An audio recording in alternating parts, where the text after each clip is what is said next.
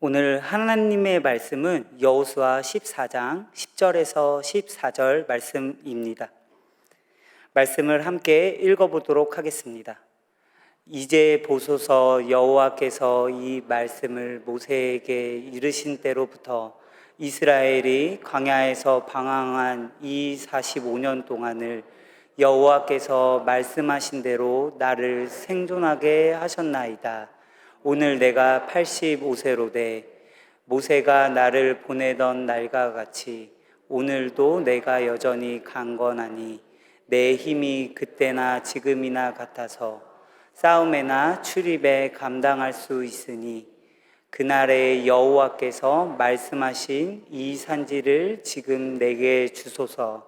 당신도 그날에 들으셨거니와 그곳에는 아낙 사람이 있고 그 성읍들은 크고 견고할지라도 하나님께서 주시면 내가 여호와께서 말씀하신 대로 그들을 쫓아내리이다 하니 여호수아가 여분네의 아들 갈렙을 위하여 축복하고 헤브론을 그에게 주어 기업을 삼게 하매 헤브론이 그니스 사람 여분네의 아들 갈렙의 기업이 되어 오늘까지 이르렀으니 이는 그가 이스라엘의 하나님 여호와를 완전히 쫓았음이라. 아멘. 여러분, 혹시 누군가의 약속을 기다려 보신 적이 있으신가요? 하지만 그 약속이 너무나 오래 걸리고 그 약속이 이루어지지 않는 것 같아서 실망한 경험이 한 번쯤은 있으실 것입니다. 그러나 오늘 하나님께서 해주시는 약속은 반드시 이루어지는 약속입니다. 오늘 하나님이 해주시는 약속을 어떻게 이루어 주시는지 오늘 말씀을 통하여 함께 나눠보도록 하겠습니다. 본문 10절을 읽어보겠습니다. 이제 보소서, 여호와께서 이 말씀을 모세에게 이르신 때로부터 이스라엘이 광야에서 방황한 이 45년 동안을 여호와께서 말씀하신 대로 나를 생존하게 하셨나이다. 오늘 내가 85세로되. 아멘. 갈렙은 하나님을 온전히 쫓았던 인물이었습니다. 그래서 가나안 정탐 당시 그는 가나안 족속들을 보고도 다른 정탐꾼 10명과는 다르게 가나안 땅을 차지할 수 있을 것이라고 믿음의 보고를 한 인물이었습니다. 하나님은 갈렙에게 가나안을 주겠다고 약속하셨습니다. 그런데 오늘 본문을 보면 하나님이 약속하신 지 자그만치 45년이나 지난 것입니다. 만약 하나님이 우리에게 기업을 주시겠다, 복을 주시겠다 약속하시고 45년 동안이나 감감무소식이라면 우리의 마음은 어땠을까요? 아마 의심들고 낙심되며 원망됐을 것입니다. 그런데 오늘 본문 12절을 보면 갈렙은 하나님이 헤브론 땅을 주시겠다고 하신 약속을 기억합니다. 그리고 그 산지를 내게 주소서라고 말합니다. 갈렙은 오랜 시간이 흘렀음에도 하나님이 말씀하신 약속을 믿었습니다. 그는 온전히 하나님의 약속을 붙잡았습니다. 갈렙은 대체 무엇을 보며 무엇을 믿었기에 이렇게 긴 세월 동안이나 하나님의 약속을 기다릴 수 있었던 것일까요? 갈렙은 광야에서 하나님이 주신 은혜를 체험하면서 하나님의 은혜로 마음이 가득 채워졌기 때문이었습니다. 사실 갈렙이 지내온 세월은 좋은 일만 있었던 것은 아니었습니다. 광야 생활 중 물이 없을 때 하나님은 반석에서 물을 주시며 은혜를 주셨습니다. 먹을 것이 없을 때에는 하늘에서 만나를 내려주셔서 그들을 지켜주신 것입니다. 하나님이 이렇게 은혜를 주실 때마다 갈렙은 하나님의 은혜를 경험했고 하나님이 자신의 인생을 책임지고 계신다는 것을 알게 되었습니다. 오늘 본문 11절을 세 번역으로 보면 갈렙의 마음이 잘 드러납니다. 모세가 나를 정탐꾼으로 보낼 때와 같이 나는 오늘도 여전히 건강하며 그때와 마찬가지로 지금도 힘이 넘쳐서. 아멘. 사실 현실적으로 85세면 힘이 빠질 대로 다 빠진 상황입니다. 그런데 갈렙이 이야기하는 것은 지금도 힘이 넘치고 오늘도 여전히 건강하다고 말하고 있습니다.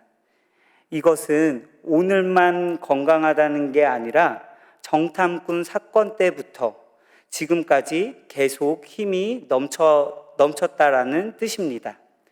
그렇다면 갈렙의 이 강건함은 누가 책임져 주시고 계시는 것일까요? 바로 하나님이 책임져 주셨다는 뜻입니다. 하나님이 오랜 세월 동안 갈렙과 함께 하셨고 그의 삶을 붙들어 주셨다는 의미입니다. 즉 하나님께서 약속만 해놓고 떠나신 것이 아니라 약속하신 후에도 갈렙과 함께 하시고 끊임없이 은혜를 베풀어 주셨습니다. 그래서 갈렙은 정탐꾼으로 보낼 때부터 지금까지 여전히 강건하다고 고백할 수 있었던 것입니다. 우리도 하나님께서 분명히 약속을 주셨음에도 불구하고 때때로 원망하거나 불평하고 조급해지는 마음을 가질 때가 있습니다. 왜 그런 마음이 생기는 걸까요? 바로 우리가 하나님의 은혜로부터 마음이 멀어졌기 때문입니다. 하나님의 은혜 안에 머무를 때는 감사와 평안이 우리 안에 있지만 그 은혜에서 벗어나게 되면 우리는 쉽게 불안해지고 상황을 원망하며 조급해지기 때문입니다. 그래서 우리는 늘 하나님의 은혜 안에 거하는 삶을 살아야 합니다. 그러나 이스라엘 백성들은 하나님이 주신 은혜를 잃어버렸습니다. 하나님께서 그들을 애굽에서 구출해 주셨음에도 불구하고 그 은혜를 기억하지 못하고 오히려 모세에게 불평합니다. 어찌하여 우리를 애굽에서 구출해 광야에서 목말라 죽게 하느냐? 차라리 애굽으로 돌아가게 해달라고 불평 불만을 쏟아붓습니다. 이스라엘 백성들이 모세를 원망했던 이유가 무엇입니까? 하나님이 그들에게 베풀어 주신 은혜와 사랑을 잃어버렸기 때문입니다. 갈렙은 광야의 긴 세월을 통과하면서 한 날마다 은혜를 기억했고 그 은혜로 하루하루를 살아냈던 사람이었습니다. 갈렙은 은혜가 단지 한 번의 은혜가 아니라 지금도 여전히 함께하는 은혜임을 알았습니다. 그러므로 우리도 삶에서 크고 작은 은혜들을 기억하며 은혜 안에 거해야 합니다. 아프고 건강해지는 것, 또한 지금 이 자리에서 예배드리는 이 모든 것들이 다 하나님이 주시는 은혜 안에 거하는 것입니다. 그러나 우리는 이러한 사소한 은혜들을 그냥 지나쳐버리고 이것이 하나님이 주시는 은혜인지 모르는 것입니다. 이렇게 우리의 삶에서도 작은 은혜들을 발견하며 받은 은혜를 기억하고 하루하루를 은혜로 채워간다면 하나님은 우리의 인생을 책임져 주십니다. 그래서 우리는 하나님의 약속이 언제 이뤄질지 불안해하는 것이 아니라 하나님의 약속을 기다릴 수 있게 되는 것입니다. 그런데 여기에 계신 성도님들은 하나님의 은혜를 기억하고 계시는 분들입니다. 그 은혜를 기억하시기에 지금 수요 예배 자리에 앉아 계시는 것입니다. 이처럼 우리가 하나님의 은혜를 기억하고 그 은혜 안에 머무를 때 우리 마음속에 있는 모든 두려움과 불안은 떠나가게 될 줄 믿습니다. 저를 따라 선포하시겠습니다.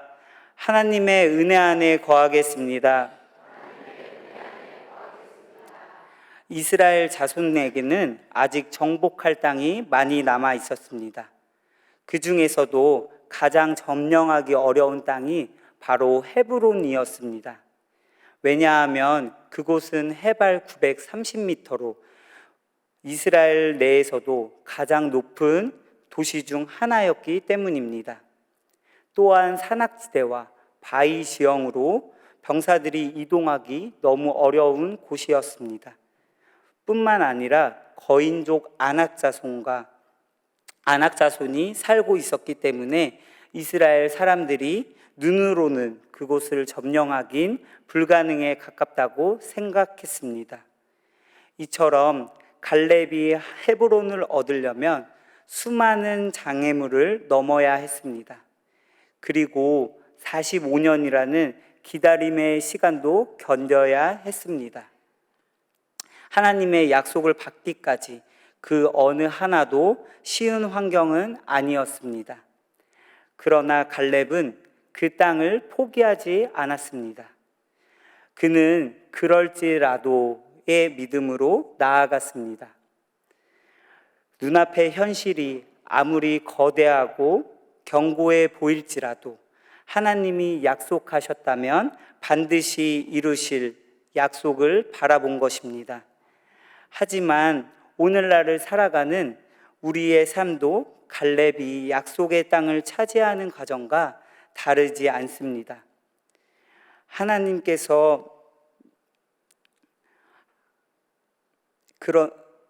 하나님께서 우리의 인생을 책임지시겠다고 약속하십니다. 그러나 그 약속을 받아 누리기까지는 수많은 장애물과 현실적인 어려움이 존재합니다. 그것이 청년들에게는 취업난과 미래에 대한 불확실함일 수 있습니다. 젊은 신혼부부들에게는 물질적인 압박, 중장년에게는 자녀들의 진로 문제일 수 있습니다. 아무리 하나님이 약속하셨어도 현실적으로 불가능하다라는 불신이 우리에게 가득한 것입니다.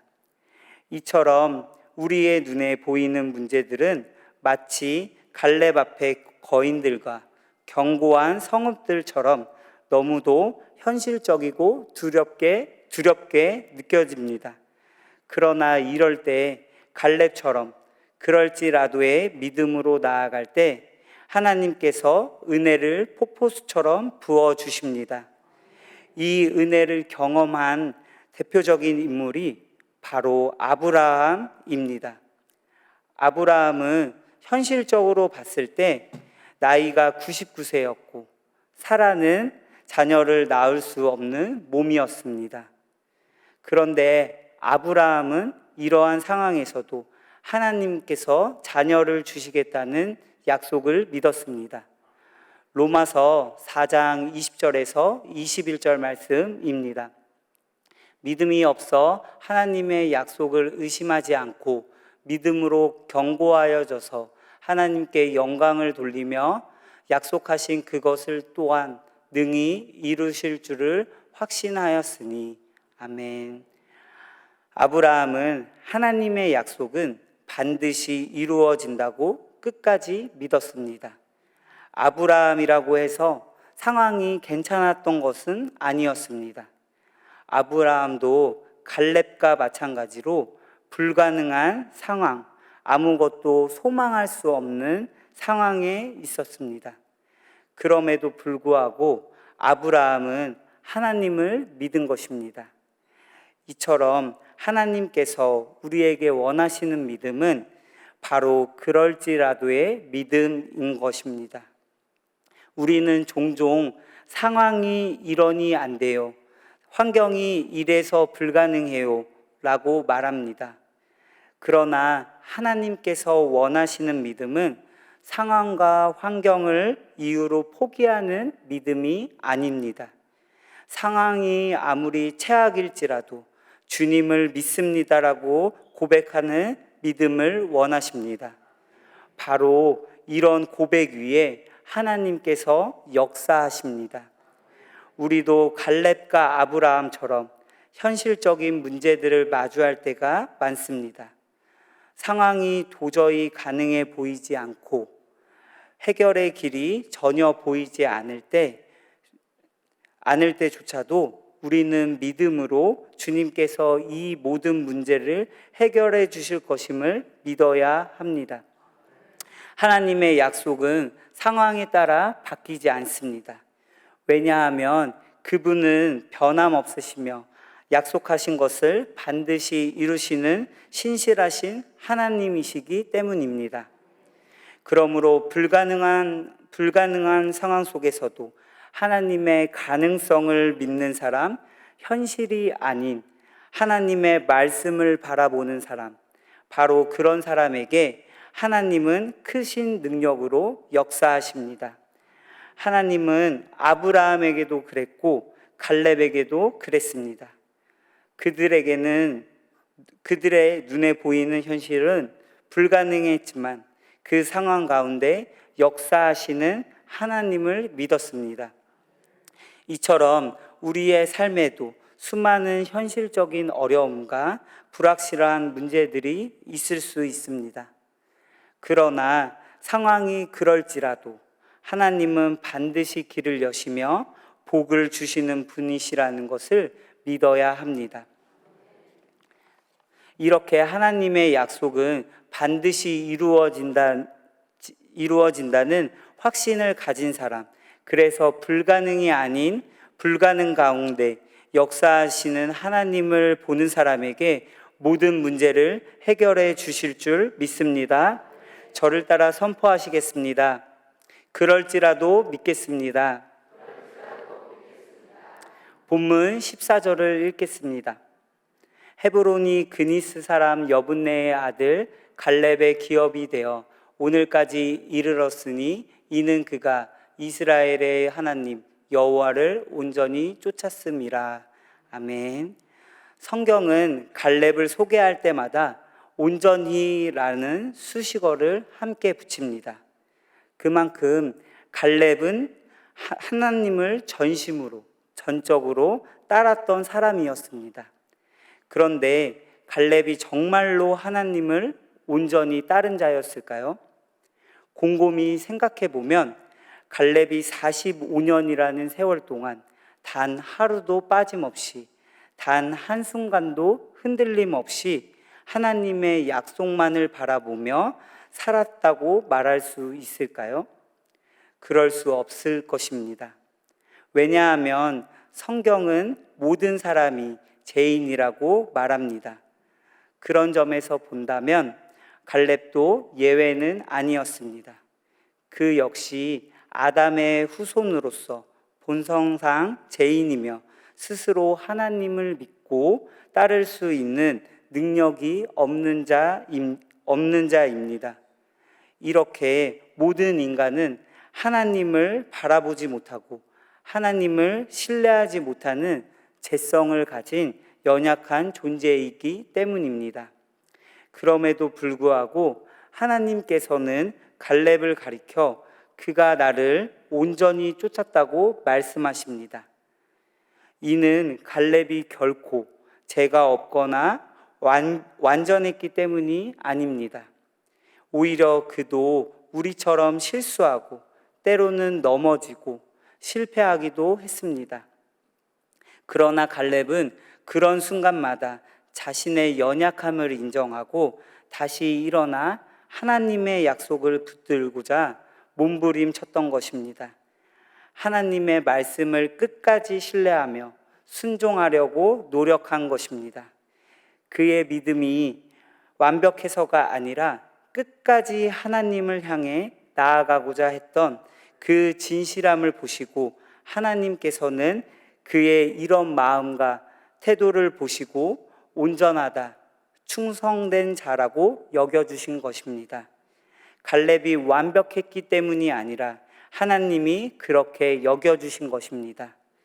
이렇게 한 걸음 한 걸음 포기하지 않고 넘어진 자리에서 다시 일어나 하나님을 붙잡으려 하는 사람에게 하나님이 어떻게 해주셨을까요? 시편 23편 6절 말씀을 보겠습니다.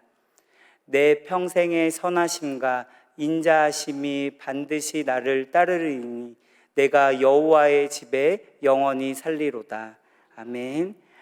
하나님이 다윗에게 어떻게 역사하셨습니까?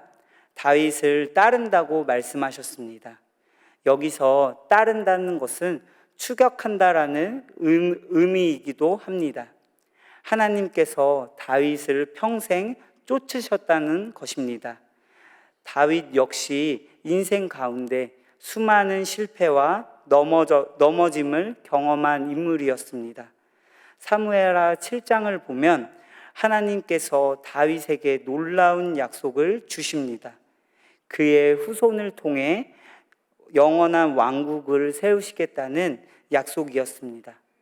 하지만 그 엄청난 약속을 받은 다윗조차도 인간의 연약함으로 밧세바를 범하는 심각한 죄를 저지르게 됩니다.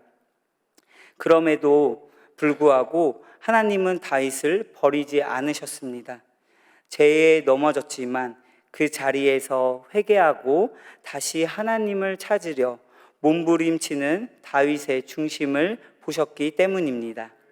하나님은 죄로 인해 쓰러졌던 그를 외면하지 않으시고 다시 일어나 하나님께 나아오는 몸부림을 보시고 그를 온전한 자로 여겨주십니다.